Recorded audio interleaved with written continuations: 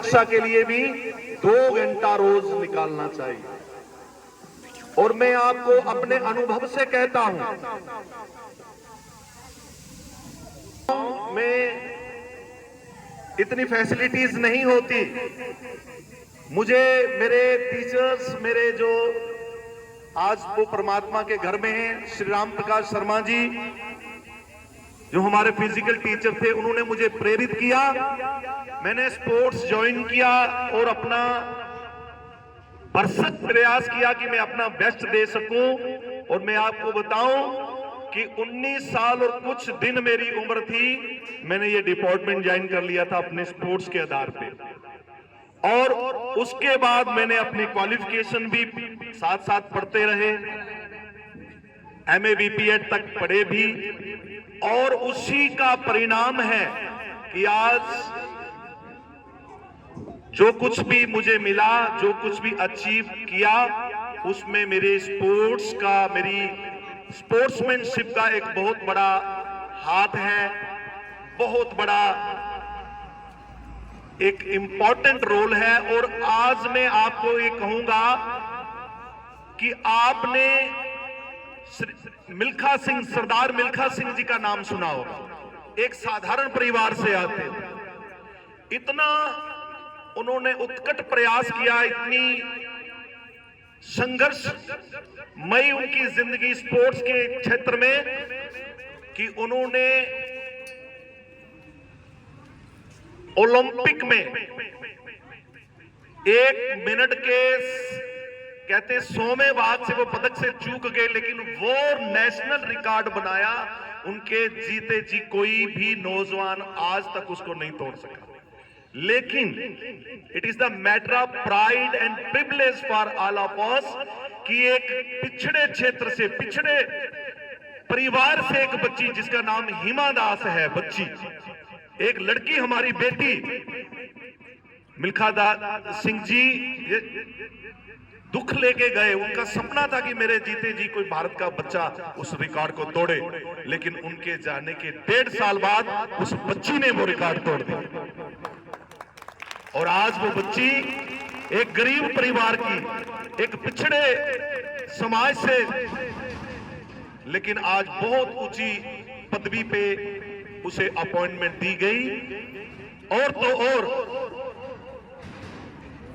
आप ध्यानचंद जी का नाम सुने होंगे। आज आप स्पोर्ट्स डे मना रहे हैं, अपने स्कूल में एनुअल डे मना रहे हैं। हमारे भारत में खेल दिवस कब मनाया जाता है? कोई बच्चा हाथ खड़ा करेगा जी? 29।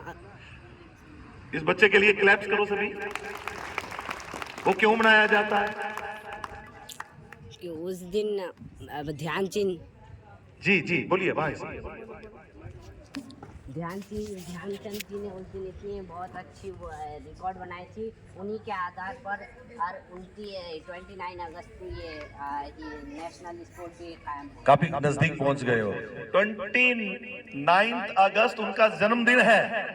और वो रोम ओलंपिक में उनको हॉकी का जादूगर कहा जाता है। जब डी के कॉर्नर मिला उनको, और डी के बाहर से कॉर्नर से उन्होंने गोल कर दिया, लेकिन बॉल पोस्ट से टकरा करके यहां बाहर चली गई, गेंद गोल कन्वर्ट नहीं हो सका। उन्होंने ऑफिशियल टाइम आउट लिया और अपना ऑब्जेक्शन फाइल कर दिया। मेरा एंगल गोल करने का बिल्कुल सटीक था, 100% गोल था, लेकिन आपकी ये जो गोल पोस्ट है इसका एंगल गलत है। और मैच रुक गया, पूरी उसकी मेजरमेंट हुई, और एक मैं कहूंगा कि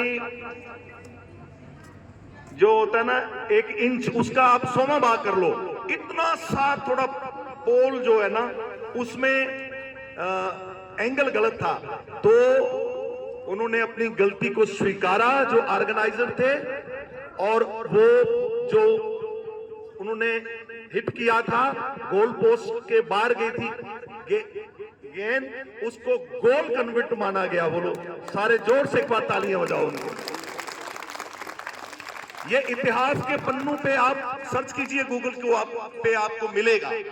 तो उस महान खिलाड़ी के जन्मदिन के उपलक्ष्य में प्रत्येक वर्ष हर साल 29 अगस्त को हम खेल दिवस मनाते हैं। तो बच्चों, अगर आप पढ़ाई के साथ साथ खेल में समय देंगे, आपका केवल शरीर ही मजबूत नहीं होगा। अभी हमारे सरपंच साहब कह रहे थे कि स्वस्थ शरीर में ही स्वस्थ मन का निवास होता है। आप फिजिकली भी फिट होंगे, मानसिक तौर पे बड़े सुदृढ़ हो जाएंगे, आप नैतिक, सामाजिक और राष्ट्रीयता के गुणों से बिल्कुल संपन्न हो जाएंगे। खेल हमें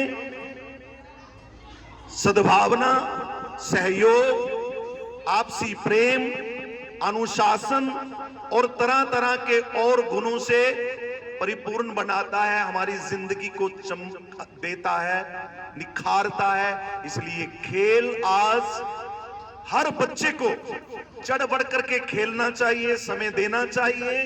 और ये कॉम्प्लेक्स मन में ना रखें कि मैं गांव से हूं, मैं बड़े गरीब परिवार से हूं।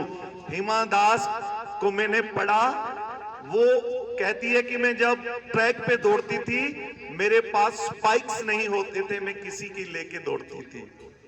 और जब अपनी मुझे याद आती है, मैं नेशनल खेलने जाता, मेरे पास कॉस्ट्यूम नहीं होते थे, मैं भी दूसरी टीमों के कॉस्ट्यूम लेके खेलता था।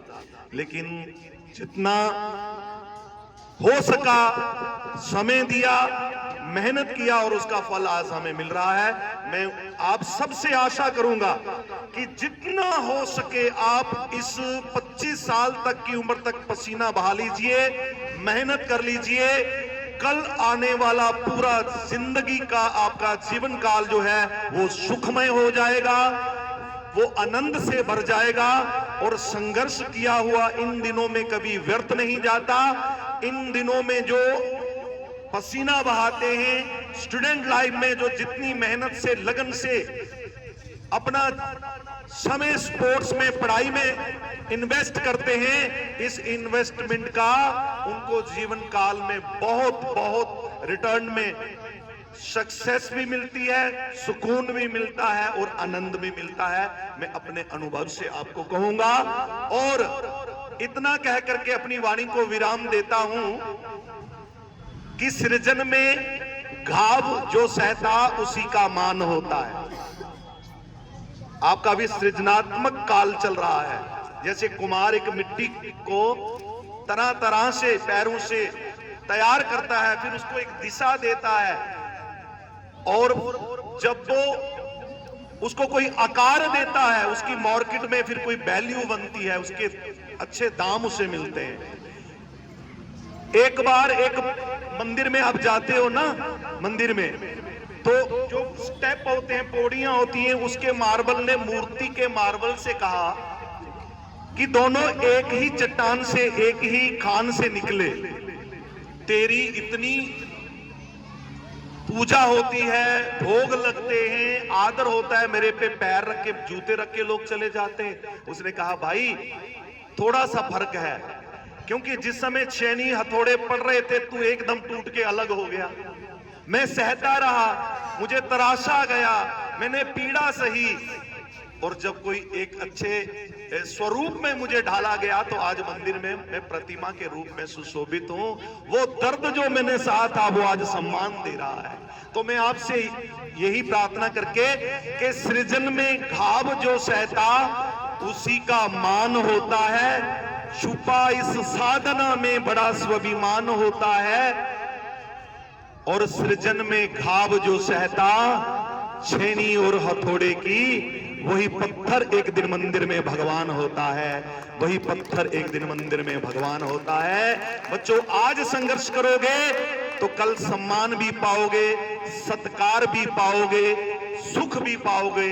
इतना ही आह्वान करते हुए मैं बहुत बहुत धन्यवाद करता हूं हमारे हेडमास्टर साहब, मैडम चौधरी मरीना जी का, पूरे स्टाफ का, हमारी फिजिकल एजुकेशन जो टीचर हैं जहां पे सत्या मैम आपका, और सबसे ज्यादा मैं सम्मान सत्कार और आदर के साथ कहूंगा कि आप बड़े ही भाग्यशाली हो कि आपकी पंचायत में भारत का सबसे highly qualified, most educated, highly qualified sarpanch साहब हमारे बीच हैं।